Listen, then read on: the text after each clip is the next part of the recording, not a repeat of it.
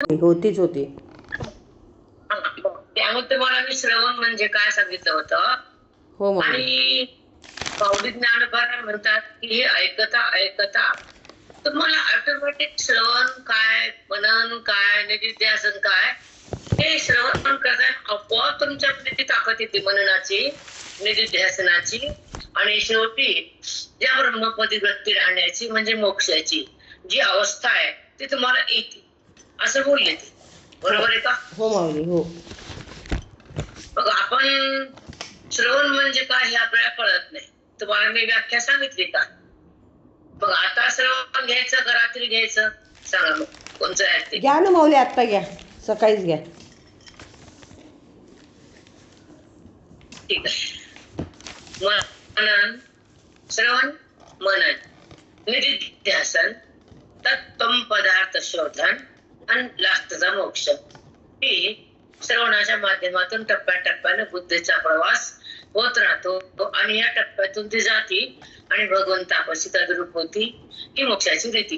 हे तुम्हाला सांगू का संध्याकाळी सांगू? नको, आत्ताच सांगा माऊली, सकाळीच सांगा. ठीक आहे. ऐका मी मंगल घेते आणि मग ओव्या संध्याकाळी बघू. ह्याला वेळ लागणार आहे.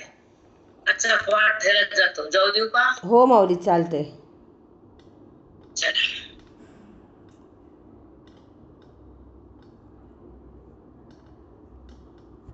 आणि अध्याय 18.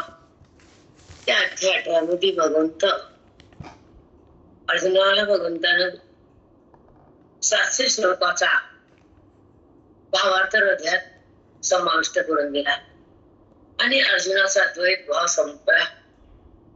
परमात्माने अर्जुन एका पदावर आले ते ब्रह्मपद. ती वृत्ती त्या पदावर आली, कृष्ण झाले. तेव्हा अर्जुनानं युद्धाला आरंभ केला आणि तो आणि मीचा प्रवास थांबला. करता भाव संपला. कर्तेपणामुळं अर्जुन रडू लागला आणि तो कर्माचा करता नाही, तुझ्या अधिष्ठान मी करता आहे, सगळं काही मी करतो, तू निमित्त आहेस. युद्धाला आरंभ कर आणि भीष्माला बाण मारायला सुरू कर. हा भगवंताचा बोध अर्जुनाला ठसला आणि तेव्हा त्यांच्या हृदयाने ते मान्य केलं आणि युद्ध सुरू झालं आणि अधर्माला संपवलं. इथेच्या बोधातून अर्जुनाला सावध केलं आणि नातं गोत सगळं विसरून क्षत्रिय धर्माचं पालन केलं.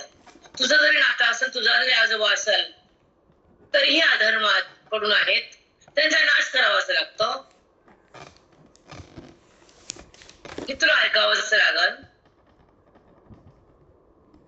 असं भगवंतानं सांगितलं आणि गीतेचं ज्ञान हृदयात दिलं. अर्जुनाला सावध केलं, अज्ञानाला संपवलं आणि ज्ञानमय वृत्ती अर्जुनाची तयार केली आणि कर्म अकर्म होऊन अकर्ता होऊन युद्ध झालं. तेव्हा भगवंताचं वचन अर्जुनानं पूर्ण केलं. ते महाभारत. त्याला कारण गीता.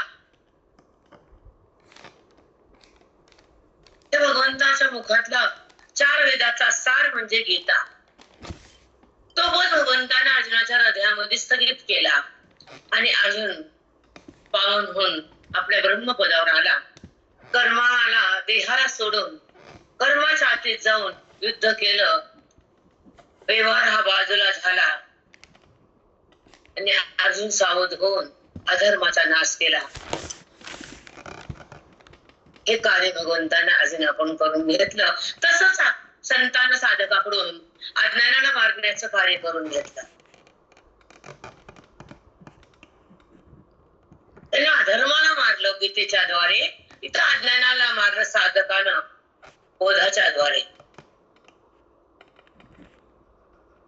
हो माऊली. ही वर्मय, हे गुरुचं वर्मय. साधकाला अज्ञानाला मारून टाकायचं आणि साधकाला सिद्ध करायचं, हे गुरुचं वैभव आहे. आद्य कर्तव्य आहे की वेद हृदयामध्ये भरायचा बोधाच्या रूपाने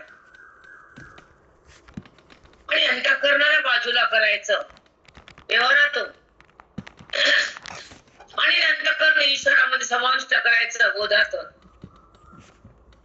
अंतःकरण बोधमय झालं तर वेद तिथं तयार होतो आणि वेदाच्या शक्तीनं कार्य बाजूला जातं, कर्तेपणा संपतो आणि अकर्ता होऊन झालेला व्यवहार सिद्ध पुरुषाचा असतो.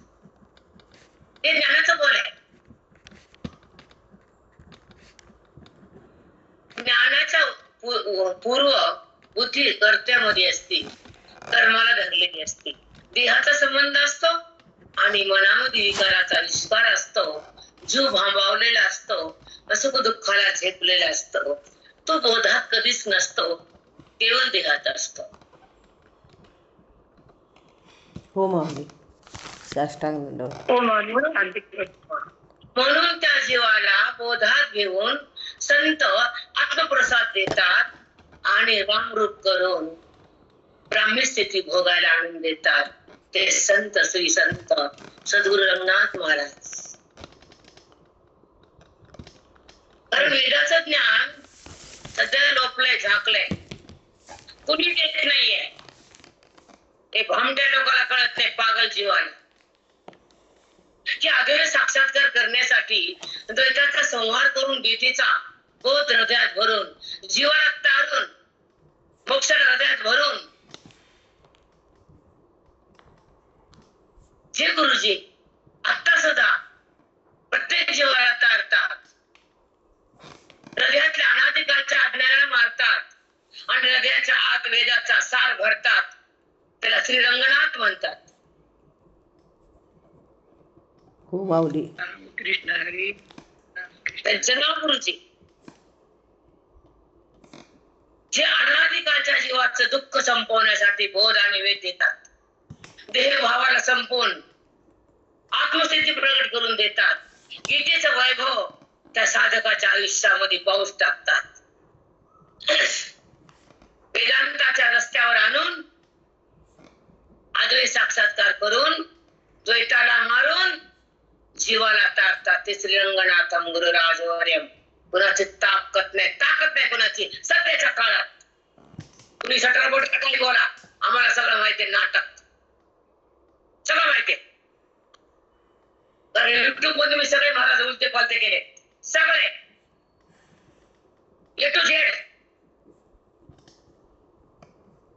अद्वैताची तळमळ कशी असते, वेदाचा आविष्कार कसा असतो, बोलाचा चमत्कार कसा असतो, बुद्धीला ब्राह्मी स्थिती कशी आणायची असते, जीवाला आत्मस्थिती कशी द्यायची असते, अंतःकरण बोधात कसं रमवायचं असतं आणि जगत भाव कसा पुसायचा असतो, हे आमच्या गुरुजीला विचारायचं असते. बाकी कोणाची ताकद बी नाही आणि सध्याच्या काळात तर नाहीच नाही. एखादा असेल त्याला सलाम हृदयातून, प्रणाम प्राणातून, असल बिचारा कोणी तर त्याला कोटी प्रणाम, लक्ष लक्ष सलाम प्राणातून आमच्या.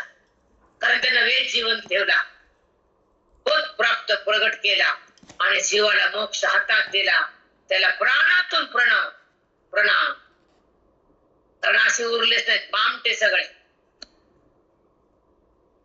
जगाचं कल्याण व्हावं आणि जीवाला आत्मधन द्यावं हे कुणालाच वाटत नाही.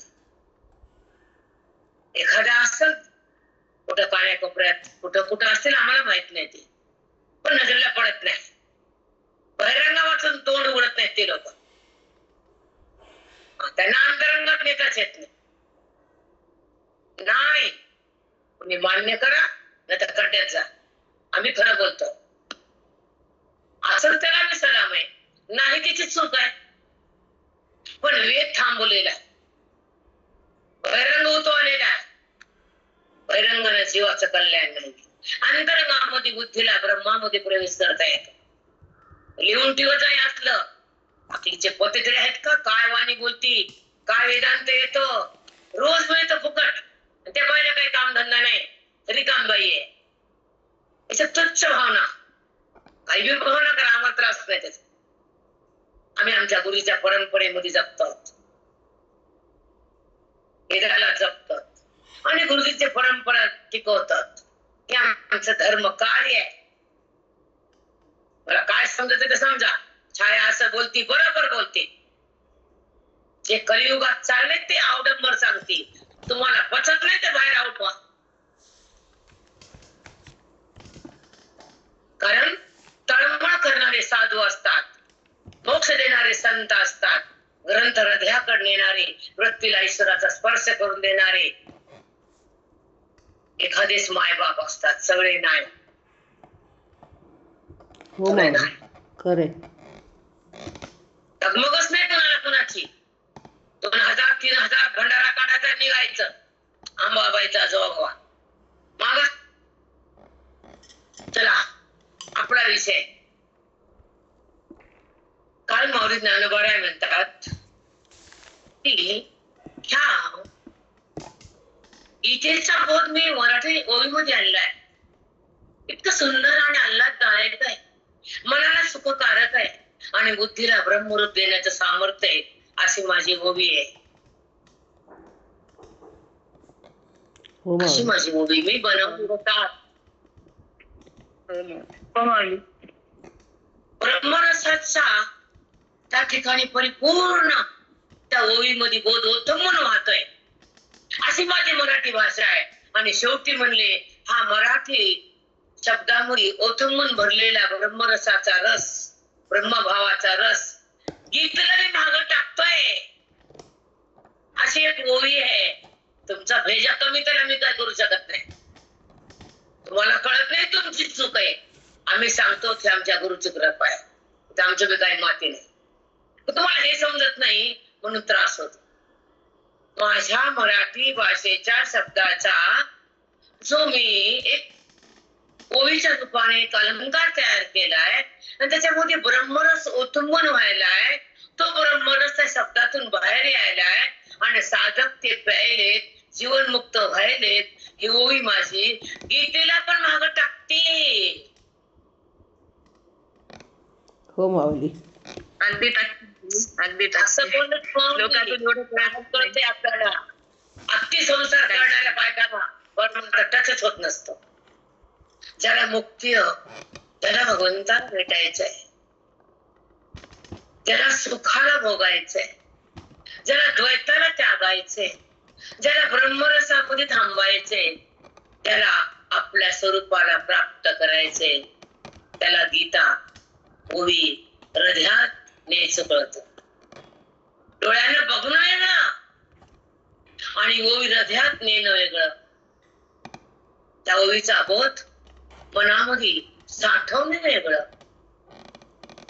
ज्या मनामध्ये प्रपंच साठवला, नाते साठवले, देहाचा संबंध साठवला, तिथं परमात्मा साठला जात नाही.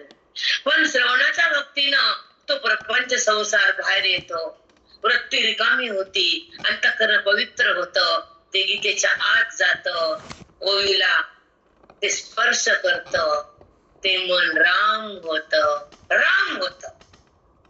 साष्टांग दंडवत. किती छान ते श्रवण.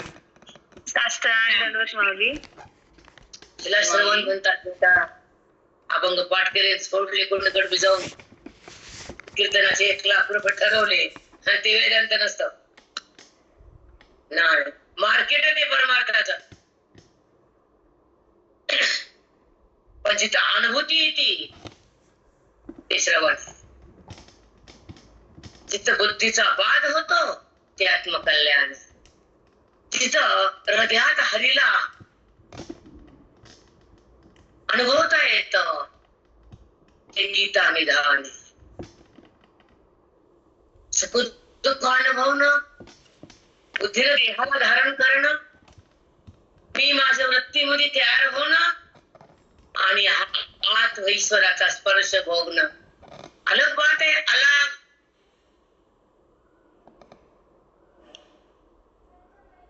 बुद्धीला देहाचा संबंध नाही कळतो ना.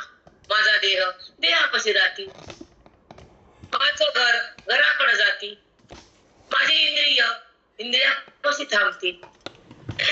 आजचा तोच ओवीचा विषय आहे. सगळ्या इंद्रियाला मी पोषण करतो, तृप्त करतो. ओवी छान आहेत, लागला वेळ, मी गडबड नाही करणार. आपलं काय कुठे जायचं का दिल्ली मुंबईला, होईल तो होईल. कोणाला काय टाइम बांधला काय? आमचा काय जॉब आहे का? घड्याळाचा टाइम बघितलं की निघून जायचं ऑफिस मधून? नाही, आमचं ऑफिस खुललंय 12 महिने, टाइम नाही. हो माऊली, खूपच सुंदर आहे तो खरंच. म्हणून श्रवण म्हणजे काय?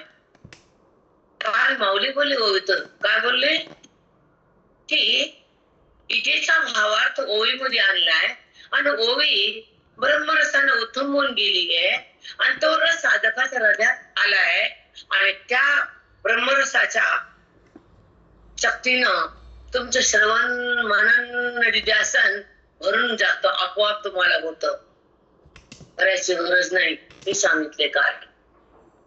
आणि मला पण धक्का बसला, कारण मी पुढच्या ओव्या माझ्या झाल्या नव्हत्या.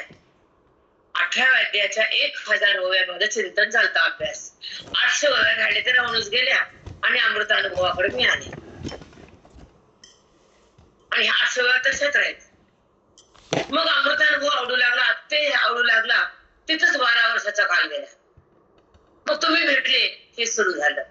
पण भगवंतानं पदरात माप चांगलं दिलं. हो माऊली. चांगलं दिलं. साष्टांग दंडवत. आयुष्याचा काळ फालतू गेला नाही. नाही, या प्रपंचासाठी मन घाण टाकलंच नाही. गेला झाला, प्रपंच निघून गेला, कळालं बी नाही. संसार कसा झाला ते ईश्वरानं कळू बी दिले.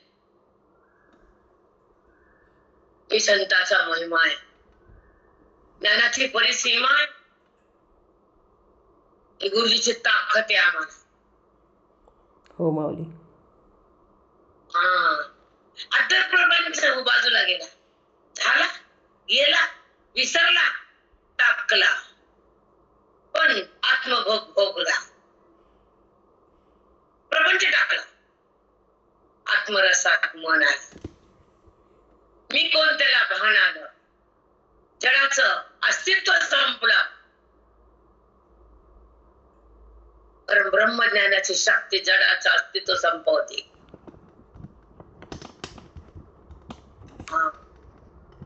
औषधाची शक्ती रोगाला, सांबा बोल नका, अनुवाद करते आता चुकतंय ना बोलताना.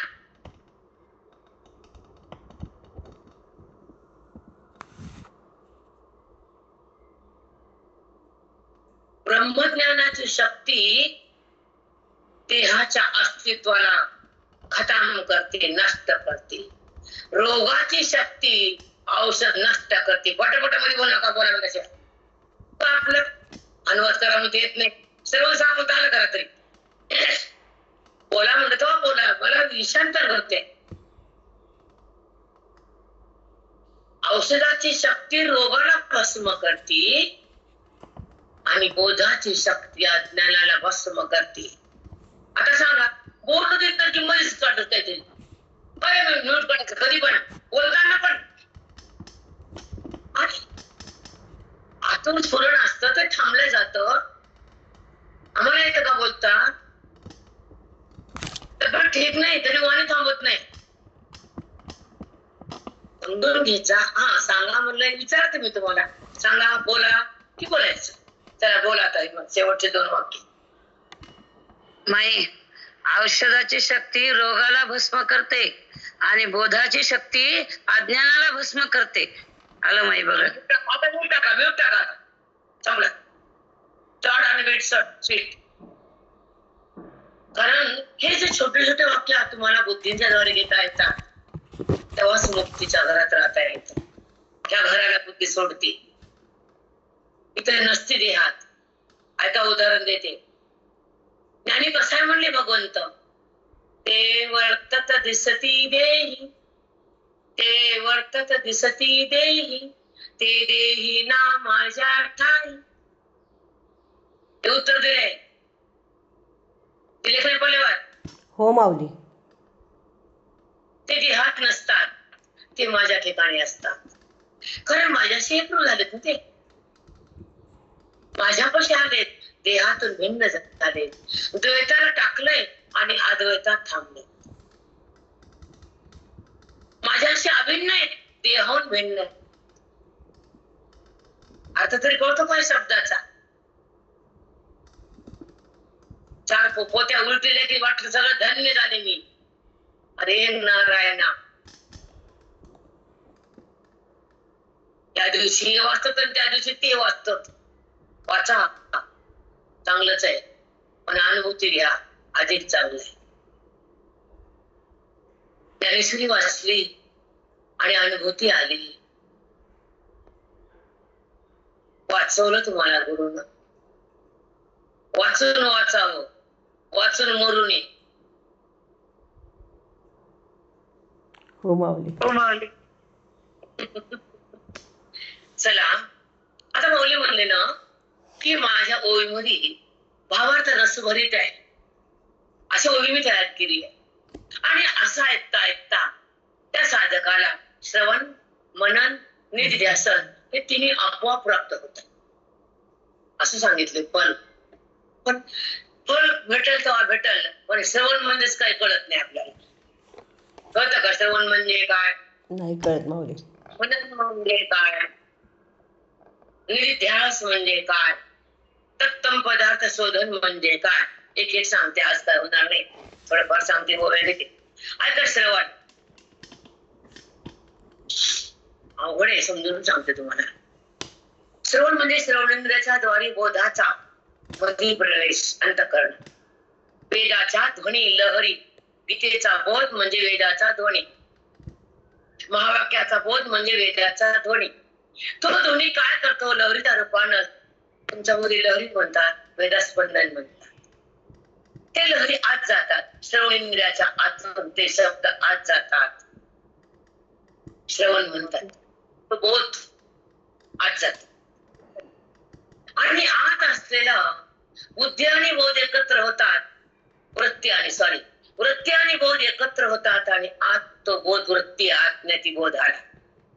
ह्या श्रवणेंद्रियाच्या द्वारातून आत जातो, वृत्तीच्या साह्यानं बोध आत जातो, आणि आत असलेल्या कोटी लाखो जन्माचं अज्ञान वितळू लागतं. अज्ञान म्हणजे भगवंताला झाकलेलं आवरण, त्याचं नाव अज्ञान. ते अज्ञान त्या बोधानं हलक्या हलक्या पगळतं. श्रवण करता करता करता, साधूची संगती करता करता एक क्षण असा येतो की ते आवरण संपूर्ण वितळून नष्ट होतं, परमात्मा स्पष्ट होतो. आणि ती वृत्ती म्हणजे बुद्धी, जे मन आत गेलं बोलायला घेऊन, ती वृत्ती त्या भगवंताला पाहू लागते. कारण आवरण निघाले की तो दिसतो, कारण तो झाकलेलाच असतो. आपल्यामुळे तो दिसत नाही, बुद्धी देहाकडे, त्या जीवाला सोडित नाही, देहाकडे नेती. पण जेव्हा बोध आला तर वृत्ती देहाला सोडत नाही, अज्ञान उरत नाही, आणि बुद्धी त्या भगवंताला जाणू लागते, तिला पाहू लागते. आणि त्यामध्ये ईश्वरामध्ये, त्या परमात्म्यामध्ये बुद्धीचा प्रवेश होतो. आणि महावाक्याच्या साह्यानं, गुरुच्या बोधानं बुद्धीचं आणि भगवंताचं मिलन होतं. त्याला म्हणतात मोक्ष. हे श्रवणाच्या माध्यमातून होतं, पूजेतून नाही, कर्मातून नाही, तीर्थातून नाही. का म्यूट पहा कोणाचं आहे. हो नाही, म्यूट टाका. असं का करतायत आज, सांगा बरं. इतका सुंदर विषय आहे. प्रेरणा तुला कळायला का बेटा? साधी भाषा काय अवघड तुमचे हे बुदाडा खरं चटकून कळावं, हे पटकून बोलावं. किती सुंदर श्रवण, किती छान श्रवणाची व्याख्या. बापरे, खरंच आहे माऊली. साधूच्या मुखातून बोधाच्या लहरी, श्रवणेंद्रियातून तो वेदाचा ध्वनी, तो गीतेचा बोध, तो महावाक्याचा रस आत जातो, आणि आत असलेलं अज्ञान वितळू लागतं. तो वृत्तीद्वारे आत असलेलं अनादिकालचं कोटी जन्माचं मी आणि माझं अहंकाराचं ओझ त्या बोधानं वितळू लागतं, ते अज्ञान पगळू लागतं. अनादिकालचे लाखो कोटी जन्माचे त्या श्रवणातून ते संपत आहे. हे आमचं श्रवणाचं वैभव आहे. हे मूर्ख लोकांना नाही कळत. हो माऊली. वृत्तीद्वारे तो महावाक्याचा बोध, तो वेदाचा ध्वनी, ते लहरी, ते स्पंदन श्रवणेंद्रियातून आत जातात, आणि अनादी कोटी कोटी जन्माचं अज्ञान हलके हलके वितळू लागतं. आणि ते भगवंताला झाकलेलं आवरण म्हणजेच आज्ञा. ते आवरण हळूहळू पघळतं. हे श्रवण जेव्हा साधूच्या संगतीत घडतं तेव्हा ते अज्ञानाचं आवरण नष्ट होतं, परमात्मा स्पष्ट होतो आणि ती बुद्धी भगवंताला पाहू लागते. ती बोधानं मग ती वृत्ती देहाला शिवतच नाही, तिथलं अज्ञान तिथं उरतच नाही, कारण बुद्धीनं परमेश्वरात प्रवेश केला. महावाक्यानं बुद्धीचं भगवंताशी मिलन झालं, त्याला म्हणतात मोक्ष. साष्टांग दंडवत माऊली. सुंदर आहे प्रेम. सांग बरं कोणत्या भावात मिळतं ऐकायला? चटरम बटरम आणि आम्ही वेद सांगतो आणि आम्ही तिथे गेल्यावर आणि माती मिळतं. त्या कथेमध्ये वेद असतो हे नाही नाही. कथेमध्ये लीला सांगते का वेद सांगते? सांग बरं. लिहिल्यात असतात, लिहिल्यात असतात माऊली. येड्याचा पालन पिसाचा शेजार अकलीचे कांदे कुठले? त्या बहिरंगानं अंतःकरणाची अशुद्धता जाती, पापाची वासना बंद होती. दोन करतात ते लोक, बाकी तिसरं त्याच्या पापाला बिघडता येत नाही, कारण अंतरंग परमार्थाशिवाय होतच नाही. तुम्हाला आमचं पटतच नाही. अंतरंग परमार्थाशिवाय नाहीच माऊली शक्यच. आणि चांगल्याला चांगलं म्हणणं वाटत नाही ग, ते पाप असतं त्या लोकांचं.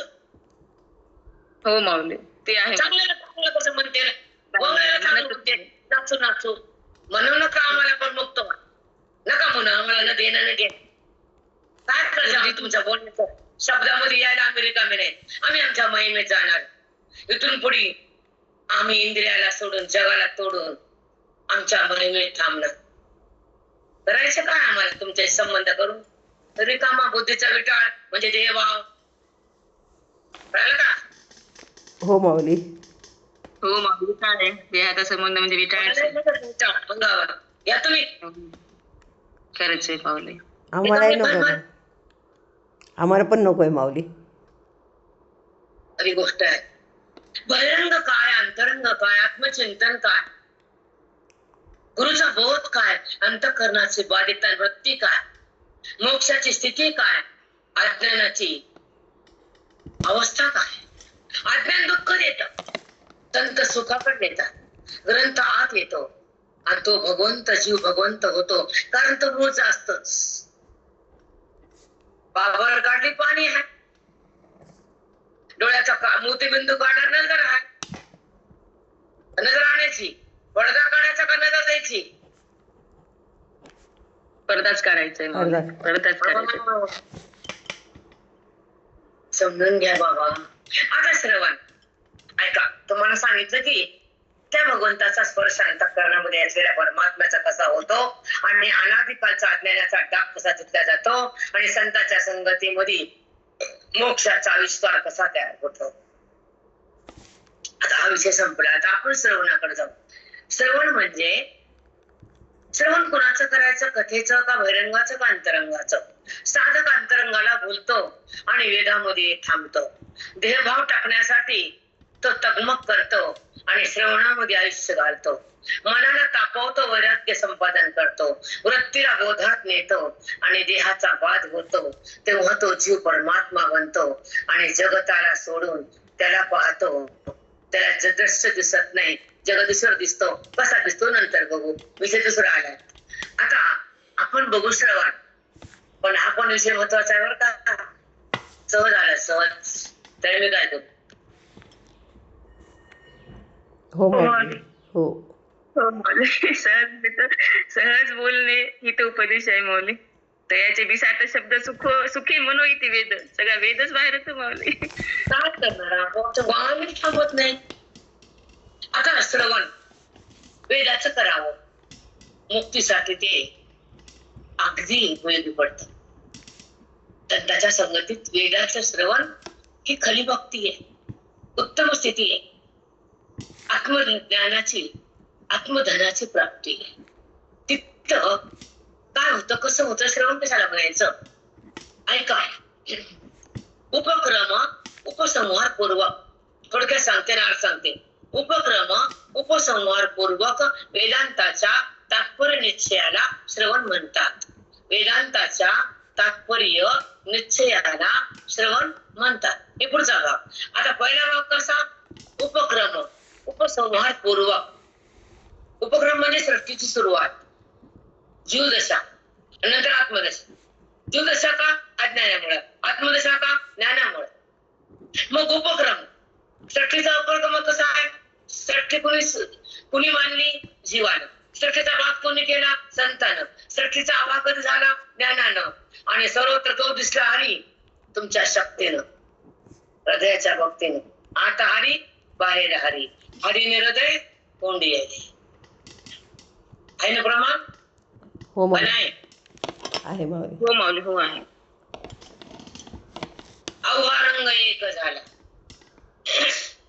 अवघा रंग एक झाला, अवघा रंग एक झाला, रंगी रंगला श्रीरंग, रंगी रंगला श्रीरंग, अवघा रंग एक झाला. सगळे एकच झालं आत्मनिर्वाण, भिन्न राहिलंच नाही, एक टिकलाच नाही. अवेदा वाचून ज्ञानी महात्म्याला दिसतच नाही, कारण त्याला आत्मदृष्टी असते, आपल्याला ध्येयदृष्टी असते. हो माऊली, अगदी.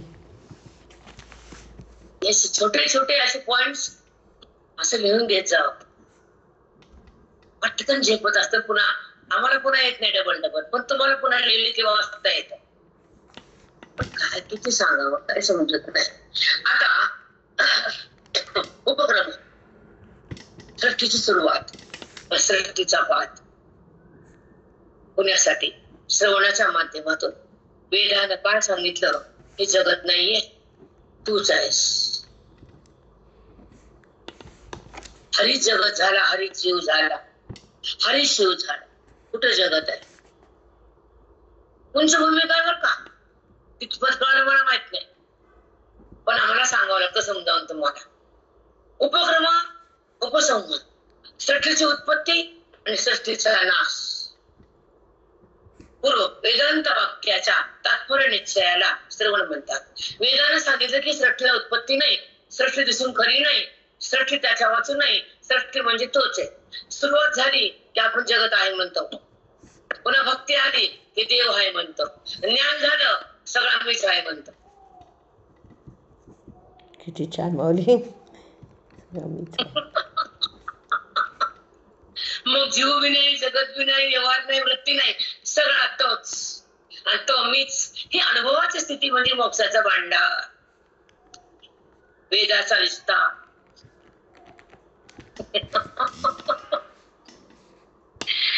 रामा, कसं सांगा हे मला. दंडवत माऊली, कोटी कोटी सुंदर माऊली, खूपच सुंदर माऊली. किती साध्या भाषेत मोक्ष तुमच्या हृदयात टाकला गेला. हे कळण त्याला, ज्याला बुधड आहे त्याला कळण, ज्याला बुद्धीच नाही त्याला काय कळण. काय सांगायले, काय आहे काय रोज काका म्हणायचे. वेदाचा भांडार माऊली, वेदाचा भांडार दिला करत माऊली. खूप सुंदर. बाप रे बाप. ऐका, एक तुम्हाला आठवण आली माझ्या गुरुची काकाची. ऐका, ती म्हणायची 3 प्रकारचं पुण्य असतं. कोणतं पुण्य फक्त पोतीला आणते, काहीच कळत नाही. कोणचं पुण्य पोतीला आणतं बी, पोती कळते बी. तिसरं पुण्य कमी पडतं, झेपत नाही, मोक्ष होत नाही. 3 पुण्य, पोतीला येतो बी, पोती कळते बी, आणि मोक्ष होतो बी. असा एखादा भाग्यवान सांगायचे काका. बायका अनुवाद करत नव्हते, असं बोलत होते. तुमचं पुण्य फक्त ऐकायला पुरते, पुढचं नाही. खटकन बोलत होते, असा बाण लागत होता त्याला. लगेच अभ्यास करायचा. आपल्या पुढचं मिळत नाही, पुढचं मिळणार नाही, करा अभ्यास, असा धाक होता. तर सून आली ना, तू झाला नाही. जमत का? जमत का? नाही माऊली, जमत नाही. सून आली ना तू पाहिजे, श्रवण केलं मोक्ष पाहिजे. अगदी.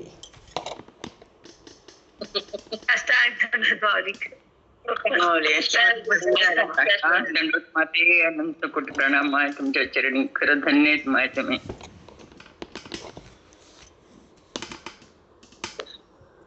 ऐका,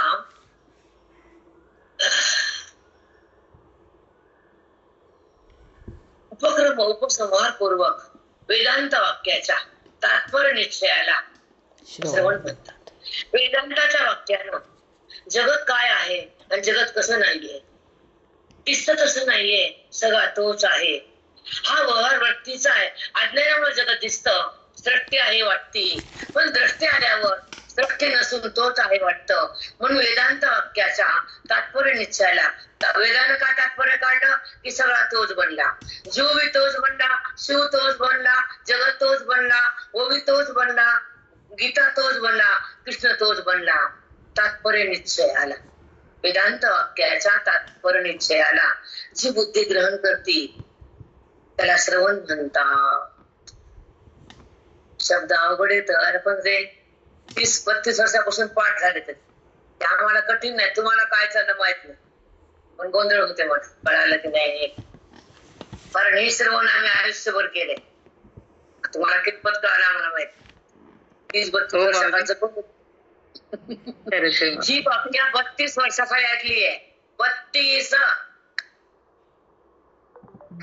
हो माऊली, किती पाठ आहे बापरे. आणि किती सुंदर समजावून सांगितलं. दृष्टी सृष्टीवाद सुद्धा त्याच्यामध्ये सहज सांगून टाकलं.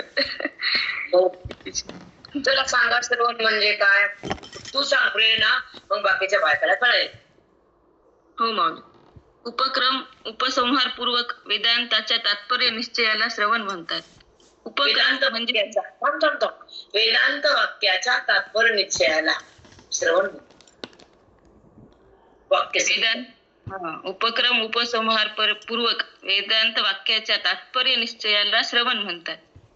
तात्पर्य म्हणजे वेदानं मोक्ष दिला, जीवभाव संपवला, देहाचा संबंध बंद केला, वृत्ती भगवंताकडे गेली, हे वेदानं समजून दिलं, त्याला तात्पर्य म्हणतात. तुमच्या भाषेत मोक्ष म्हणतात, आम्ही आत्मस्थिती म्हणतो.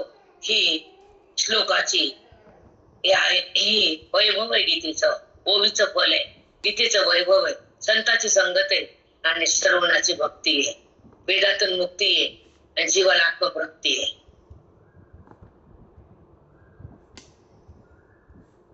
आता सांग आता सांग, हे शेवटचं सांग, लय सुंदर आहे. हो मग तात्पर्य म्हणजे वेदाने मोक्ष दिलाय, जीवभाव बंद केला, जीवाला मोक्षाकडे नेलं, जीवाला शिव केलं, त्याला ओवीचं फल म्हणतात, गीतेचं वैभव म्हणतात, श्रवणाची शक्ती म्हणतात, वेदातून मुक्ती म्हणतात आणि जीवाला आत्मतृप्ती म्हणतात. खूप सुंदर माऊली, काय शब्द, किती अनमोल शब्द माऊली. खरंच वेदांतात नुसती व्याख्या आहे, पण त्या व्याख्येमुळे आम्हाला काहीच कळत नाही. काय उपक्रम म्हणजे काय, उपसंहार काय, तात्पर्य काय, वेदांताचं वाक्य काय, एका एका शब्दाच्या गाभाऱ्यात नेल्यावर एका एका उलगडते माऊली, एक एक शब्द उलगडतो. खरंच त्याच्यामुळेच इकडे यायचं ना, श्रवणाकडे काय यायचं. रोज तप होत, हे पत्रात माप येते मोक्षाचं, रोजचं तप आणि वेदाचं माप. तुम्हाला रोज तुम्ही भांडवल तयार करताय. आता श्रवण झालं, बाकीच्या ना कळालं का पल्लेवार? हो माऊली, कळालं. हॅलो, उद्या 10 बायकांना ही व्याख्या सांगायची, कमीत कमी 10. हो माऊली. कोण कोण घेते त्याने सांगायचं, मीच आडायचं नेतृत्व. तुम्ही तरी काय आडायचे का? मी गुत्त घेतलं का? नाही माऊली. तुम्ही पण सांगा, आम्हाला आनंद होतो. आम्ही मी सांगते. वेदांत वाक्य उपक्रम उपसंहार जो वेदांत वाक्याच्या तात्पर्य निश्चयाला जी बुद्धी ग्रहण करते त्याला श्रवण म्हणतात. उपक्रम आणि उपसंहार पूर्वक वेदांत वाक्याच्या तात्पर्याला श्रवण म्हणतात.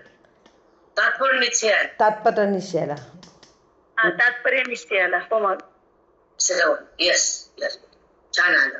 असं रोज अनुवाद करा. तुमच्या ऐकण्यामुळे बाकीच्या 4 लोकांना अजून घट्ट होते. कळालं का? हो माऊली. हो मग. कारण मंद बुद्धीला झेपत नाही परमार्थ हा, म्हणून ते बोलत नाहीत. चुक का माझं? बरोबर आहे माऊली, अगदी. मंद बुद्धीला झेपतच नाही, बोध चित्तात राहतच नाही, वाणी त्यांची बोलतच नाही, कारण त्यांचा बुद्धीचा प्रवाह मंद आहे. 0 मोटर 10ची मोटर सारखी आहे का? नाही पाणी माऊली, वाढायची. फरक आहे. तसं 0 बजेट आहे आपलं. हो माऊली. ते अवघड वाटावं, मला अनुवाद करता येत नाही, मला बोध पकडता येत नाही. एखाद्या पहिल्या साडी दिसल्या ताई मी सांगते, कोणी बोला. मी सांगू व्याख्या.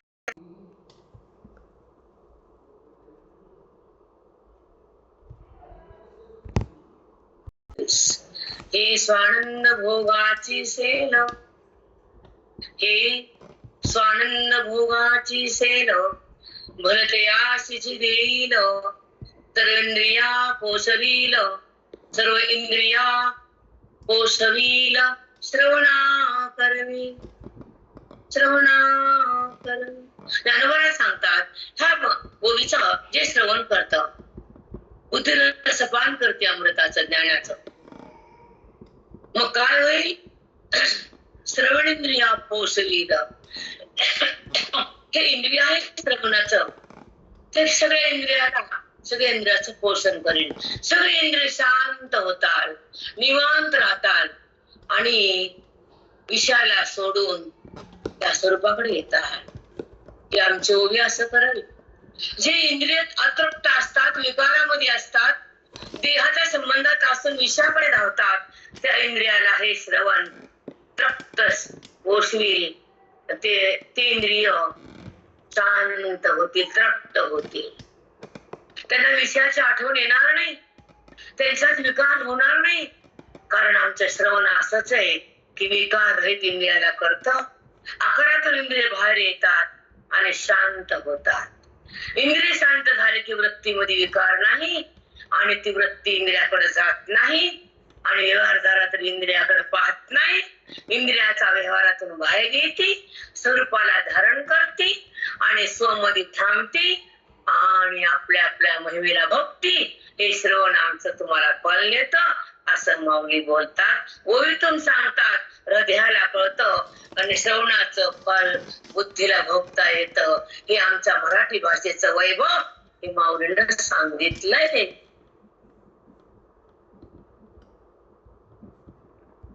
बापरे, चांगले सद्गुरु माऊली, काय अनुभूती आहे, भयानक खूपच सुंदर. श्री ज्ञान रे श्री तुकाराम, श्री ज्ञान रे श्री तुकाराम, श्री ज्ञान रे श्री तुकाराम, श्री ज्ञान रे श्री तुकाराम. तुकाराम तुकाराम तुकाराम. त्यांचा आशीर्वाद म्हणून वाणी बोलते बेटा. त्यांचे ग्रंथ आहेत, आपलं काय. त्यांना माझ्या माध्यमातून जगाला द्यायचं असतं. हे डबडं काही कामाचं नसतं, हे डबडे त्यांच्यातून ते बोलायले एवढं सांगता येत असतं का? इंद्रियातून सुवीर कळतं का? इतकं पण जाता येत असतं का आपल्याला? सांगा बरं. आम्हाला माऊली, आम्हाला नाही माऊली माऊली नाही, बरोबर आहे.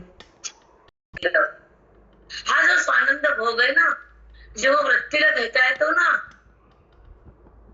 तर कसं होत?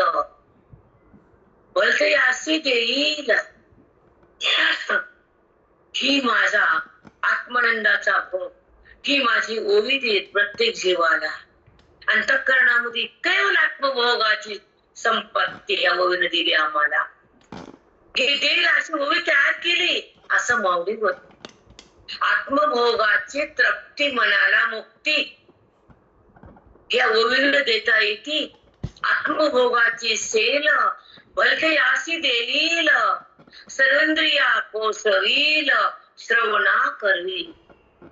या ओवीचं श्रवण करणाऱ्याला आत्मसुख भोगता येईल, सगळे इंद्रिय तृप्त होतील, तिथं विकार होणार नाही, इंद्रिय तरसणार नाहीत, इंद्रिय विषय मागणार नाहीत, ते इंद्रिय भगवंताला सोडणार नाहीत, ते इंद्रिय शांत होते. असं माझ्या ओवीचं श्रवण आहे, असा माझ्या ओवीतला बोध आहे, अशा माझ्या ओवीचे शब्द आहेत. त्या शब्दाचा आविष्कार असा तयार होईल की स्वानंद भोग भोगता येईल असं माऊली बोलतात.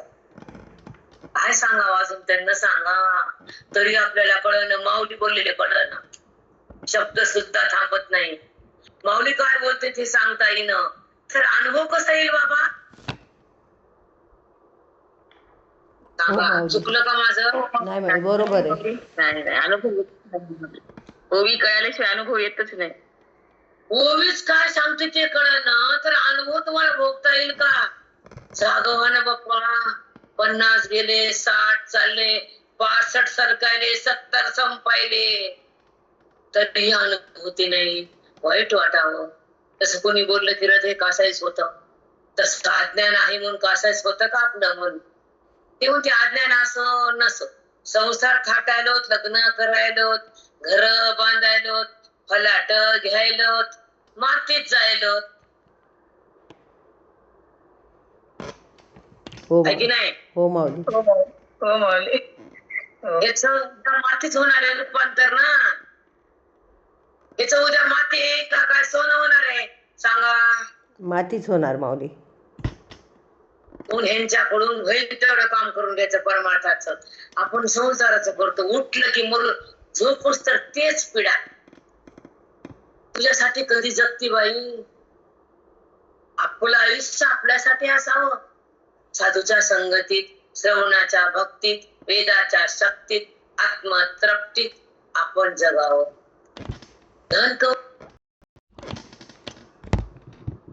संसार बाजूला सारायचा थोडा थोडा. आपलं वैभव, आपलं चिंतन, आपलं आयुष्य आपल्यासाठी खर्च करायचं, लोकांसाठी नाही. हो माऊली. नाही बेटा, खरंच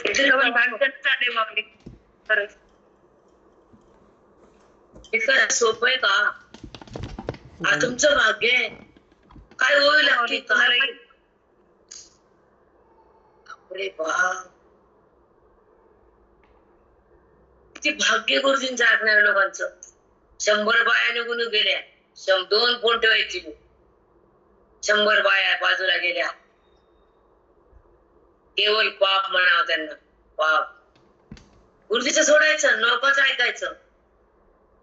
आर्य वैश्य समाजाचा हिरा आहे आमचं गुरुजी, ज्ञानाचा तुरा आहे, मोक्षाचा झरा आहे.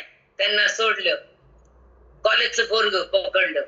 सांगणार नारायण ना, त्या कॉलेजमध्ये शिकणाऱ्याला काय येणार? बापू. आणि आपल्या कुळातला महात्मा सोडून दिला. पाप म्हणते त्याला, पाप. जाऊ दे आपल्याला तर काय कर, त्यांचं पाप वाढ. सोडून गेले गुरुजीला. चला. चंद्रा ते अंगवणी भोगोणी चकोर शहाणी, परी फावे जैसे चांदणे भलतया आहे. परी फावे भलतसे चांदणे भलतया हो. चकोर पक्षी चंद्राच्या किरणातलं अमृत वेचून खातो, पण आम्ही चकोर पक्षी नाही, तर आम्ही चंद्राच्या शीतल प्रकाशाचा अनुभव घेतो आणि तो अमृताचे कण घेतो. श्रवणामध्ये आम्ही आमचं मन आनंदित होत. तो चकोर चांद अमृताचे कण खातो. आम्ही चकोर पक्षी नाहीत, आम्ही अंतरंग अधिकारी नाहीत, पण ओवीच्या शब्दाचा आनंद घेतो, मोक्ष घेतो हवे असं बोललेत माऊली. चकोर अमृताचे कण घेतो आणि बाकीचे त्या चंद्राच्या प्रकाशाचा आनंद घेतो. किती छान सांगितलं दृष्टांत. बापरे, चकोरच घेऊ शकतो, तसं साधकच घेऊ शकतात त्या श्रवणातला बोध आणि आनंदी होऊ शकतात. दुसरं कोणी होऊ शकत. तैसे अध्यात्मशास्त्र ये, त्या अध्यात्मशास्त्रामध्ये ज्या बुद्धीचा प्रवेश होतो तो अंतरंग अधिकारी असतो आणि तो परमात्म्याला प्राप्त करतो, मोक्षाचा आस्वाद घेतो. बहिरंग लोक ऐकले तरी त्याला मोक्ष मिळू देत नाही, इथून होत नाही असं धडधड माऊली बोलले. ऐका. तैसे अध्यात्मशास्त्र ये, अंतरंगचा अधिकारी आहे. अध्यात्मशास्त्राकडे आल्यानंतर, ओवीचं ज्ञान झाल्यानंतर जो अंतरंग अधिकारी असेल त्याला माझी प्राप्ती होती. आणि बहिरंग असेल तर फक्त आनंद होतो, मोक्ष नाही. किती छान सांगितलंय. हे मस्त बोलला माऊली, पण हे लोकांना कळत नाही. हो बहिरंगात मरते. आमचं डोकं कामून सारखं संताप होतो आम्हाला. मोरूस तर बहिरंग ऐकत आहेत, कुणाच्या नादी लागते. जिथं अंतरंगाने तिथं जायचं कशाला? जिथं ओळख होत नाही तिथं थांबायचं कशाला?